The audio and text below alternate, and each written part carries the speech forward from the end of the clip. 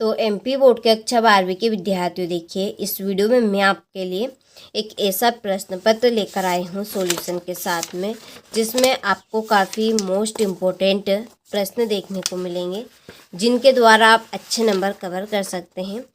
तो देखिए मैं आपको इस प्रश्न पत्र के द्वारा ऐसे मोस्ट इम्पोर्टेंट प्रश्न बताने जा रही हूँ जिनसे आप सभी अच्छे नंबर कवर कर सकते हैं। वास्तव में आपको अच्छे नंबर लाना है तो सारे ही प्रश्नों को परीक्षा हॉल में जाने से पहले एक बार रीड करके ज़रूर जाने हैं। देखिए मैं आपको इस प्रश्न पत्र में ऐसे इम्पोर्टेंट क्वेश्चन दे रही हूँ जो 90% आपको परीक्षा हॉल में देखने को मिलेंगे।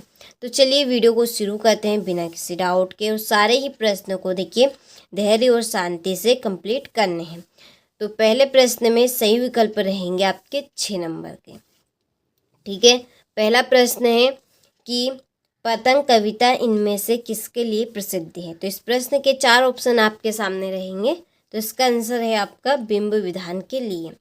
दूसरा है कौन सा रस सहृदय के हृदय में उत्साह का संचार करता है। इसका आंसर है वीर रस। ठीक है, कौन सा रस रहेगा इसमें, वीर रस रहेगा।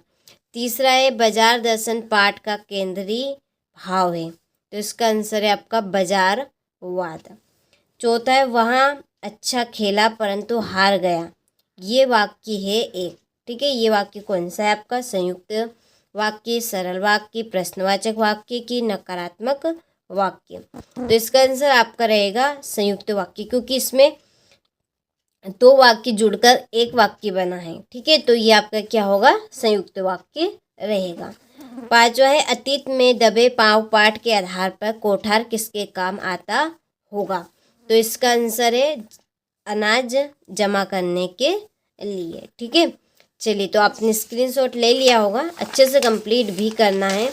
सारे ही प्रश्न मैं आपको मोस्ट इम्पोर्टेंट दे रही हूँ। छठा है इनमें से कौन सा पत्रकार का प्रकार नहीं है। इसका आंसर है फ्रीलांसर।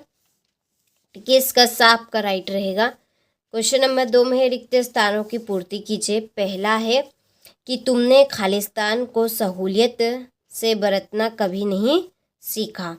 तो इसका आंसर है भाषा। दूसरा है सिंगार काल का अन्य नाम खालिस्तान है। तो इसका आंसर है रीति काल। तीसरा है काव्य में बिंब को खालिस्तान माना जाता है। तो इसका आंसर है शब्द चित्र। चौथा है बाजार में एक खालिस्तान है। इसका आंसर है जादू।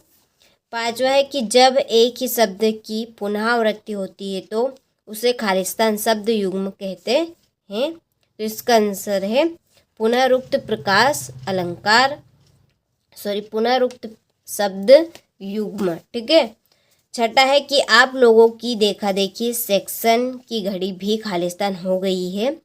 इसका आंसर है सुस्त। ठीक है, तो चलिए यहाँ पर मैंने पहले से ही टिक मार्क कर दिए ताकि आप सभी का ज़्यादा समय बर्बाद ना हो। वैसे ही आपके पास बहुत ही कम टाइम है, हो गया। चलिए क्वेश्चन नंबर 3 है सत्य सत्य लिखिए। पहला है कि बच्चे दिशाओं को डफली की तरह नहीं बजाते हैं। तो ये आपका असत्य है। दूसरा है गे मुक्तक को प्रगीत भी कहा जा सकता है। तो ये आपका असत्य। तीसरा सीरीज के अवभूत कहा गया है, सत्य बात है। चौथा है लोकोक्ति को कहावत भी कहते हैं, सत्य। पांचवा मनोहर श्याम जोशी को साहित्य अकादमी पुरस्कार से सम्मानित किया गया है। यह आपका सत्य है। छठा है नाटक की मूल विशेषता समय का बंधन बिल्कुल ना होना है। तो ये आपका असत्य है। ठीक है, चलिए इसके बाद में सही जोड़ी बनाइए। पहली जोड़ी है कविता के बहाने। इसकी जोड़ी है कुंवर नारायण। दूसरी महाकाव्य एक कामयानी है। भक्तिन की जोड़ी है आपकी महादेवी वर्मा। चौथी है अर्थ के आधार पर वाक्य के प्रकार। तो 8 झूठ की जोड़ी आपकी रहेगी डॉक्टर आनंदा यादव। विशेष की जोड़ी है छठी बैक ग्राउंड और भागी हुई लड़कियां की जोड़ी है आपकी आलोक धनवा। ठीक है, चलिए तो इसके बाद में क्वेश्चन नंबर 5 एक वाक्य में उत्तर दीजिए। पहला है राम राम की शक्ति पूजा कविता के रचनाकार कौन है? तो इसका आंसर है सूर्यकांत त्रिपाठी निराला। दूसरा है विस्तृत क्लेवर वाले वाक्य को क्या कहते हैं? महाकाव्य। एकांकी में कितने अंक होते हैं? 1 अंक। चौथा है बद्री केदार के रास्ते कैसे हैं? खड़ी और चढ़ाई। 5वां है गागर में सागर भरना। मुहावरे का अर्थ लिखिए। थोड़े शब्दों में बहुत कहना। 6ठा है रोजी रोटी की तलाश में आई यशोधर पंत को किसने शरण दी? किसंदा। और 7वां HTML का फुल फॉर्म क्या है? Hyper text markup language.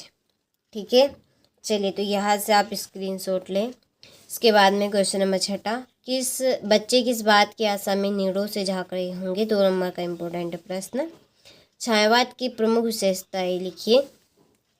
आचार्य रामचंद्र शुक्ल के अनुसार निबंध की परिभाषा दीजिए। बाजार का जादू क्या है? उसके चढ़ने उतरने का मनुष्य पर क्या प्रभाव पड़ता है?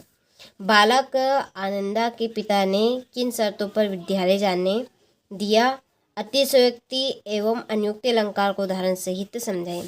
तो इन सारे प्रश्नों के आंसर शीट के लिए इसी वीडियो के डिस्क्रिप्शन में नंबर दिए हैं, आप उन नंबर पर कॉल करें, आपको आंसर शीट के लिए सारी जानकारी मिल जाएगी। ठीक है, चलिए तो 14वां प्रश्न है भाषा एवं बोली में अंतर लिखिए।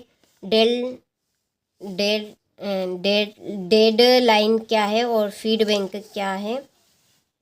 चलिए तो यहाँ से आप स्क्रीनशॉट लें। जैसा कि अभी मैंने आपको कहा A to Z प्रश्नों की आपको, ठीक है, A to Z प्रश्न का आंसर सेट आपको पूरा मिल जाएगा। उसके लिए केवल आपको इसी वीडियो के डिस्क्रिप्शन में जाना है। एक कॉन्टेक्ट नंबर आपको मिलेंगे, आप उन कॉन्टेक्ट नंबर पे चाहे तो मैसेज कर सकते हैं व्हाट्सएप पे, या आप कॉल कर सकते हैं। कॉल करेंगे तो आपको अच्छा रहेगा, सारी इन्फॉर्मेशन आपको मिल जाएगी, कहाँ पर कैसे आपको उसकी आंसर शीट मिलेगी। तो कॉल रहेगा तो बेहतर रहेगा, तो कॉल आप कर लीजिएगा।